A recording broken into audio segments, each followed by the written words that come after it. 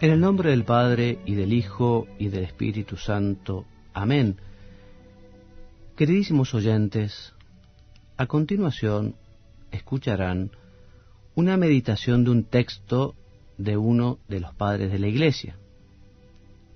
Pero antes de comenzar, quiero recordarles qué es meditar y quiénes fueron los padres de la Iglesia.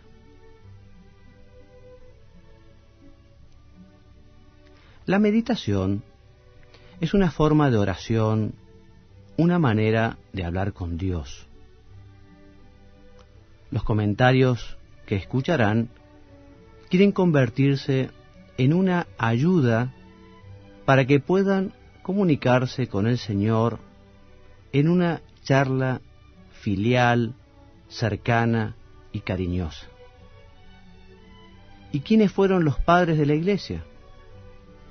Fueron pastores, obispos en su mayoría, que vivieron los primeros siglos de la Iglesia.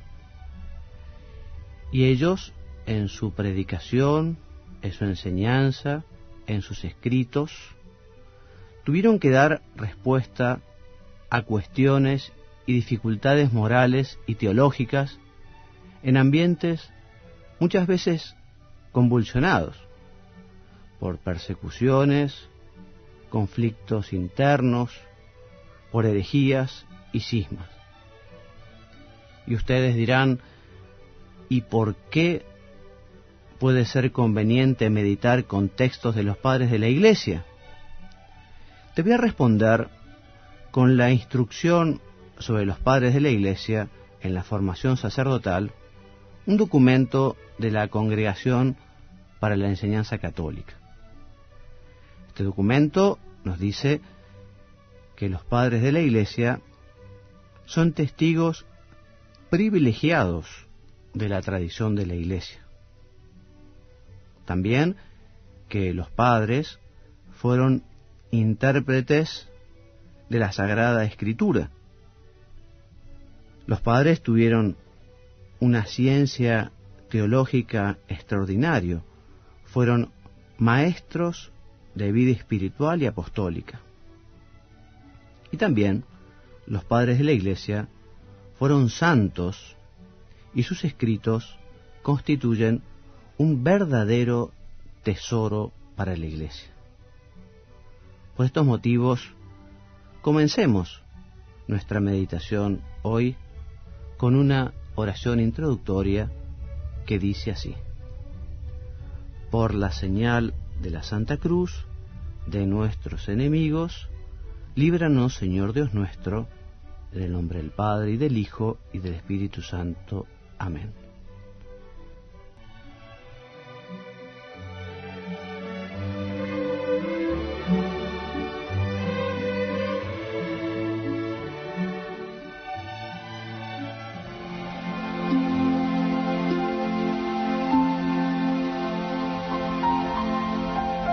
Queridos hermanos, vamos a hacer hoy nuestro rato de oración con un texto de San Gregorio Nacianceno, concretamente con uno de sus discursos titulado Dios y hombre verdadero.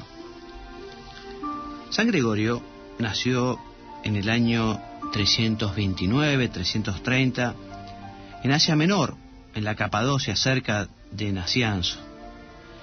Y estudió primero en la escuela de Cesarea de Capadocia, luego en la escuela cristiana de Cesarea de Palestina, y terminó en Atenas, donde se dedicó a la filosofía con grandes maestros cristianos y paganos. Y fue allí donde comenzó su amistad con San Basilio el Grande, una amistad que iba a marcar su vida, una amistad que iba a durar toda la vida. Luego, San Gregorio estuvo en Nacianzo y recibió el bautismo de grande, dedicándose junto con San Basilio a la vida monástica. Y fue en el año 361 que fue ordenado sacerdote y unos años más tarde ordenado obispo, consagrado concretamente obispo de Sácima, El consagrante fue nada más ni nada menos que San Basilio, entonces metropolita de Capadocia. En mayo del 381, para que se ubiquen históricamente, se celebró el primer concilio de Constantinopla, en el que, además de condenar el arrianismo, se nombró a Gregorio arzobispo de la ciudad. Pero, por algunos problemas, por algunas dificultades, disgustado también San Gregorio por algunas disensiones, renunció a la sede de Constantinopla y regresó a Nacianzo, hasta el nombramiento del nuevo obispo de esa ciudad en el año 384. Y allí, cumplida su misión, se retiró a la finca donde había nacido para dedicarse a la contemplación y escribir libros. La obra literaria de San Gregorio es muy abundante. Se pueden clasificar en discursos, poemas y cartas. No compuso ningún comentario bíblico, ni ningún tratado dogmático científico, pero, tanto en prosa como en verso, brilla por encima de sus contemporáneos por la perfección de su estilo. Y vayamos a este precioso discurso que es el número 29, y les decía, se titula Dios y hombre verdadero.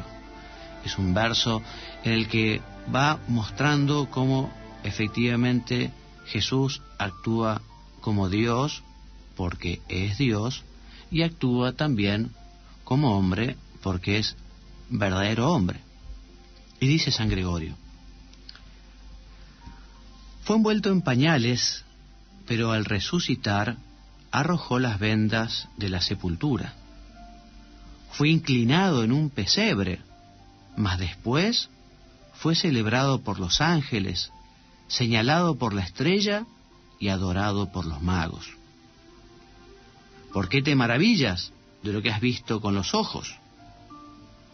Fue obligado a huir a Egipto, pero convierte en fuga el andar errante de los egipcios. No tenía ni aspecto ni belleza humana entre los judíos, pero, según David, era hermoso de rostro por encima de los ojos de los hombres. Y también, en la cima del monte, a manera de fulgor, resplandece y llega a ser más luminoso que el sol, vislumbrándose así el esplendor futuro. Fue bautizado como hombre, pero carga sobre sí los pecados como Dios, no porque tuviese necesidad de purificación, sino para que las mismas aguas produjesen la santidad. Fue tentado como hombre, pero consiguió la victoria como Dios. Nos manda a tener confianza en Él como en aquel que ha vencido al mundo. Sufrió hambre, pero sació a muchos miles de personas, y Él mismo se ha convertido en pan que da la vida y el cielo. Padeció sed, pero exclamó: si alguno tiene sed, venga a mí y beba. Y también prometió hacer manar para aquellos que tienen fe fuentes de agua viva. Experimentó la fatiga, pero se hace reposo de los que están cansados y oprimidos. Se sintió extenuado por el sueño, pero camina ligero sobre el mar, increpa a los vientos y salva a Pedro, que estaba a punto de ser sumergido por las olas. Paga los impuestos con un pez, pero es el rey de los recaudadores. Es llamado samaritano y poseído del demonio, pero lleva la salvación a aquel que, bajando de Jerusalén, fue asaltado por unos ladrones. Es reconocido por los demonios, pero expulsa a los demonios y empuja a las legiones de espíritus malignos a arrojarse al mar, y ve al príncipe de los demonios, casi como un relámpago, precipitarse desde el cielo. Es agredido con piedras, pero no es apresado. Ruega, pero acoge a los demás que piden. Llora, pero enjuga las lágrimas. Pregunta dónde ha sido sepultado Lázaro, pues efectivamente era hombre. Pero resucita a Lázaro de la muerte a la vida, porque en efecto era Dios. Es vendido, y a poco precio, por 30 siclos de plata, pero mientras tanto redimía al mundo a gran precio con su sangre. Es conducido a la muerte como una oveja, pero él apacienta a Israel y ahora también al mundo entero. Está mudo como un cordero, pero él es el mismo verbo anunciado en el desierto por la voz de aquel que gritaba. Fue abatido y herido por la angustia, pero vence toda enfermedad y sufrimiento. Es quitado del leño en donde fue suspendido, pero nos restituyó a la vida con el leño y da la salvación también al ladrón que pende del leño y oscurece todo lo que se descubre. Se le da a beber vinagre y se le nutre con hiel, pero ¿a quién? A aquel que transformó el agua en vino. Saboreó aquel gusto amargo, aquel que era la misma dulzura y todo lo apetecible. Confía a Dios su alma, pero conserva la facultad de tomarla de nuevo. El velo se rasga y las potencias superiores se manifiestan, y las piedras se despedazan, pero los muertos resucitan. Él muere, pero devuelve la vida y derrota a la muerte con su muerte. Es honrado con la sepultura, pero resucita de la tumba. Desciende a los infiernos, pero acompaña a las almas a lo alto y sube al cielo y vendrá a juzgar a los vivos y a los muertos y a examinar las palabras de los hombres. Hasta aquí el texto de San Gregorio, este texto precioso que nos muestra con muchísimos ejemplos cómo efectivamente Jesús es Dios, es la segunda persona de la Santísima Trinidad, el Verbo, y también es hombre como nosotros, hombre como vos y como yo. Viéndolo a Jesús como hombre, se nos hace más fácil la oración. Viendo a Jesús sentir con un corazón como el nuestro, es más fácil acudir a su refugio a pedirle ayuda. Fíjate, Jesús es hombre como yo, como vos. Y si vos, por ejemplo, le hubieras dicho a alguien, vengan a mí todos los que están cansados y agobiados, porque yo los voy a aliviar. Decime, si vos hubieras prometido eso y además tuvieras la posibilidad de efectivamente hacerlo, ¿verdad que lo harías? Pues Jesús, que también es hombre, pues Jesús, que también es Dios, está dispuesto a acogernos siempre en nuestros cansancios, en nuestros agobios, en nuestras dificultades, en nuestras preocupaciones. Hermano mío, hermana mía, no dejemos de aprovechar y tratar y amar la santísima humanidad de Jesucristo. Jesús, hombre como nosotros, un hombre que se cansó, un hombre que se alegró, un hombre que tuvo hambre, un hombre que se llenó de contento y de alegría. Viendo un poco la vida de Jesús y las acciones que ha hecho, cuyo testimonio es clarísimo en el Evangelio, podemos aprovechar para pedir algunas cosas. Esta tarde, preparando esta meditación, escribía, narrando algunas de las acciones de Jesús. Jesús nació en un establo. Pidámosle la capacidad de poder llevar cada uno de nosotros una vida sobria y templada. Jesús curó a los leprosos y puede curarnos de la lepra de nuestro pecado a nosotros también. Jesús calmó la tempestad. También puede ayudarnos a vencer nuestras pasiones desordenadas. Fijémonos cómo el Señor exorcizó a muchas personas y también puede mantener lejos de nosotros, si se lo pedimos, las tentaciones. Jesús curó a más de un paralítico y también puede curar nuestras enfermedades. Resucitó a la hija de Jairo, a Lázaro, al hijo de la viuda. ¿Por qué no va a poder resucitar nuestro amor a Él y a los demás? Y especialmente a aquellos a quienes tenemos obligación de amar. Jesús llamó a Mateo y él dejó todo su dinero y sus posesiones. Danos, Señor, el don del desprendimiento cristiano.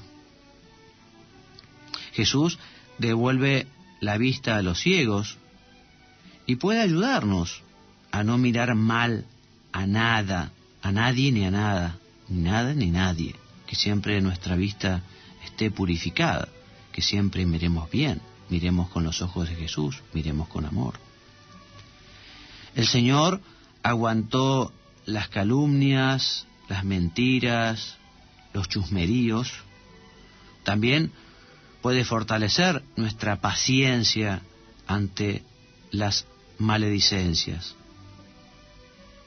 El Señor reprocha la incredulidad de muchos.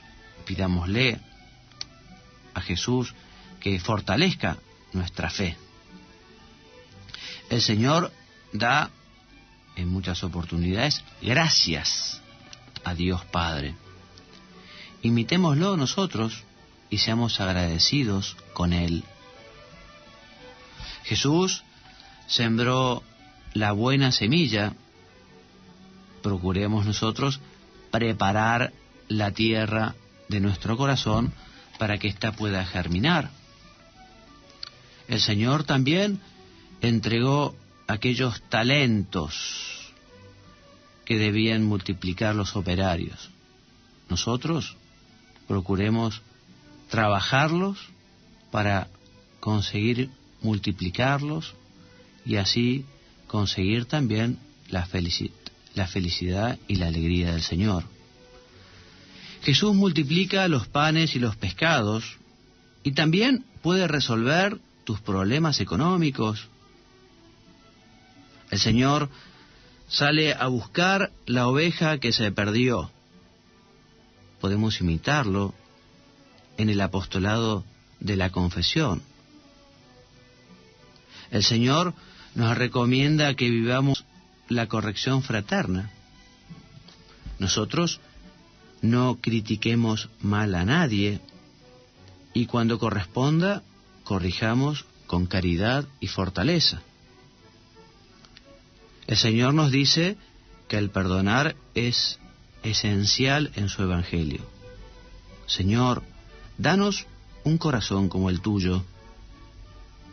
Jesús llama a trabajar a la viña, que nosotros sepamos trabajar por tu reino. Jesús fue traicionado por Judas. Nosotros, si alguna vez tenemos la desgracia de caer en el pecado, arrepintámonos como lo hizo Pedro.